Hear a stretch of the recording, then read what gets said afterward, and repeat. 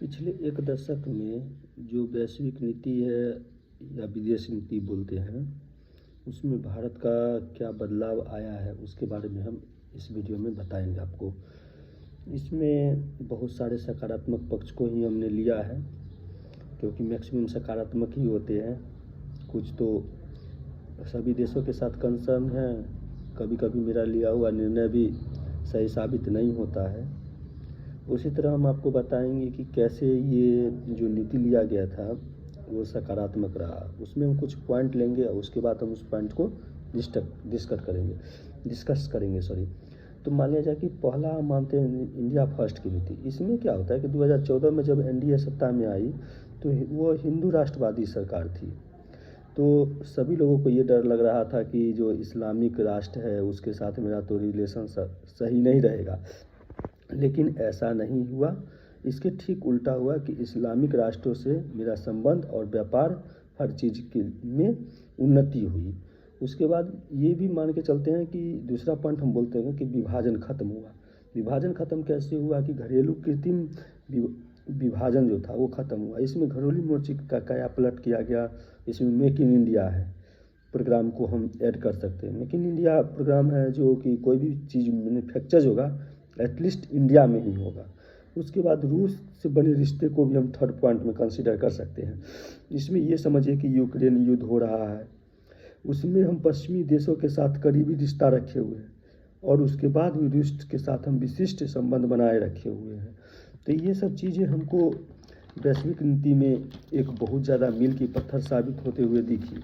उसके बाद भी हम ये मान सकते हैं कि पीछे नहीं हटने की नीति। जैसे गलवान घाटी में चीन ने हमारे साथ व्यवहार किया, हमारे सैनिक उस सीमा पर जो सामान्य स्थिति में नहीं थी वहाँ पर भी अपना वजूद बनाए रखा और किसी सूरत में पीछे नहीं हटने वाली नीति को बढ़ावा दिया।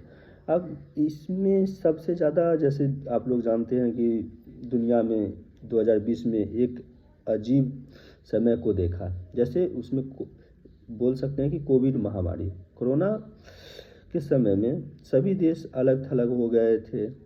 वहाँ पे उस समय वो चीज़ नया था, तो समझ नहीं आ रहा था कि हम स्टेप क्या लें। जो चीज़ हुआ रहता है उसका हम स्टेप के लेने के बारे में पहले से हमारे पास कुछ आइडिया रहता है, लेकिन कोरोना के समय कुछ नहीं था। तो उस समय वैक्सीन का भी शॉर्टेज था। तो उस समय हम लोग अपना देश को सप्लाई करते हुए विश्व स्तर पर अपनी छवि बनाने के लिए और सकारात्मक छवि बनाने के लिए वैक्सीन मैत्री पहल शुरू किया, जो आज विश्व में उस कदम को एक जिम्मेदार देश के तौर पे हमें ला के खड़ा किया।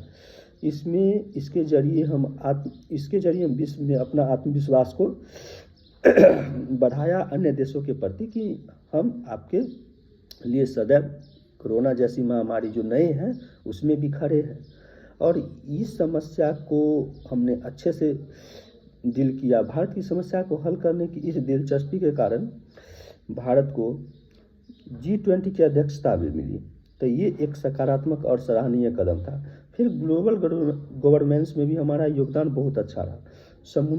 हाल ही में सोमालिया में जो है समुद्री डाकू कमर्शियल जहाज को वो पायरेटिंग कर लिया। सी पायरेटिंग वही समुद्री डाकू द्वारा लूट लिया जाता है जहाज को या कैप्चर कर लिया जाता है। तो उसमें भी मेरा भारतीय सेना ने बढ़ चढ़ करके हिस्सा लिया और उसको ख़त्म किया। मतलब उसको सोमालिया द्वारा जो सी पायरेटिंग हुआ था उसको हम लोग ने स्वतंत्र करवाया। तो कुल मिलाकर के एक दशक में हम कह सकते हैं कि भारत का विदेश नीति में बहुत ज़्यादा ही सकारात्मक प्रभाव पड़ा है। धन्यवाद।